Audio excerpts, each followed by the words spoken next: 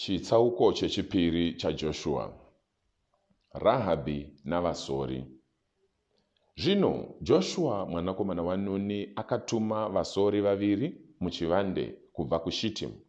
Akati, endai munotarisa nyika, kunyanya Jeriko. Naizvozvo vakaenda vakandopinda mumba mechifeve chainzi Rahabhi vakagaramo. Zvino mambo weJeriko akaudzwa kuti, tarirai, kune vamwe vaIsraeri vauya muno manheru anhasi kuzosora nyika. Naizvozvo mambo weJeriko akatumira shoko kuna Rahabhi achiti, budisa varume vauya kwauri vakapinda mumba mako, nokuti vauya kuzosora nyika yose. Asi mukadzi uyu akanga atora varume vaviri vaya akavavanza. Iye ndokuti, ichokwadi, varume ava vakauya kwandiri, asi handina kuziva kuti vakanga vabvepi. Zvino kwati zvarara yava nguva yekupfiga suo reguta, varume ava vakaenda. Handizivi kuti vakaenda vakanangepi. Vateverei nekukurumidza, pamwe mungangovabata. Asi iye akanga avatora ndokuvaisa pamusoro pemba, ndokuvavanza mumashanga aakanga aunganidza pamusoro pemba. Naizvozvo varume vakasimuka votevera vasori nenzira yainanga kumazambuko eJorodhani, uye vaitevera vachangobuda suo rakabva rapfigwa. Vasori vasati varara, iye akakwira padenga remba ndokuti kwavari, ndinozviziva kuti Jehovha akakupai nyika ino, uye kuti kutyiwa kwenyu kukuru kuri pamusoro pedu, zvokuti vose vanogara munyika muno vari kubvunda nokutya nokuda kwenyu.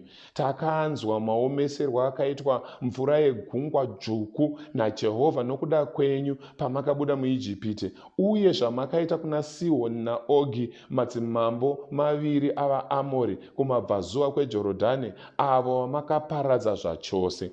Patakazvinzwa, mwoyo yedu yakarukutika, uye hapana akasara nokutsunga maari nokuda kwenyu, nokuti Jehovha Mwari wenyu ndiMwari kumusoro, kudenga napasi panyika.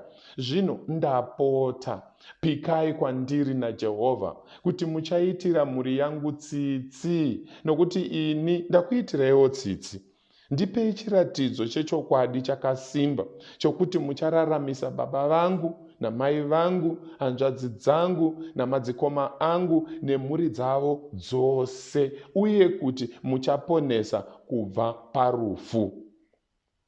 Ipapo varume vaya vakamuvimbisa vachiti, isu ngatife pachinzvimbo chenyu. Kana ukasareva zvatiri kuita, tichakubata zvakanaka nokutendeka kana Jehovha atipa nyika ino.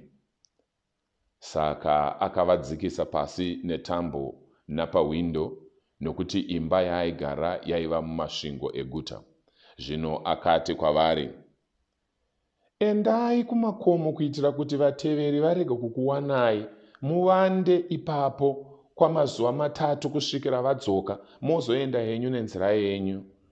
Varume vaya ndokuti kwaari, mhiko yawatipikisa iyi haizotisungi, kunze kwokuti patinopinda munyika uchange wasungirira tambo tsvuku iyi pawindo rawatidzikisa naro, uye kunze kwokunge wapinza baba vako namai vako, hanzvadzi dzako nemhuri yako yose mumba mako.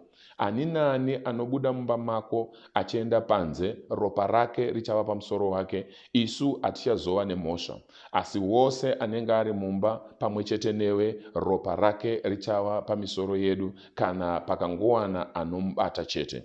Asi ukangoreva zvatiri kuita, tichasunungurwa pamhiko yawatipikisa. Iye akapindura akati, ngazviitwe sokutaura kwenyu. Naizvozvo akavati vaende, ivo ndokuenda. Ipapo akabva asungirira tambo tsvuku pawindo. Pavakabva vakaenda kumakomo vakagaramo kwamazuva 3 kusvikira vateveri vatsvaka nzira yose vashayiwa vakadzoka.